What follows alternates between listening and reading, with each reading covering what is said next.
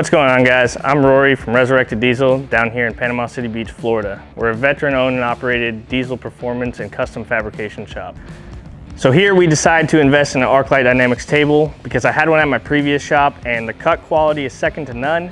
We took any issue we had to Arclight Dynamics, and their customer support always helped us out immediately and never had any delays or issues with the table.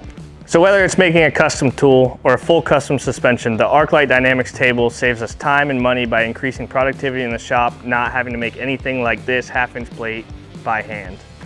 So we purchased the ArcMax 5x10, which is a very large table, but I have a big shop, so I use it a lot. But this table is designed around the user. It comes pre-assembled, easy to use software, and it has easy features for loading like these rollers here. So whether you're a hobbyist or a full custom fab shop, Arclight Dynamics makes a table for you. And if you have no idea how to use it, they have training to help you learn every step to use this machine. We recommend Arclight Dynamics to anyone looking to get into the metal fabrication world. With their customer support, their quality, and the ease of use, Arclight Dynamics brings the best to the table.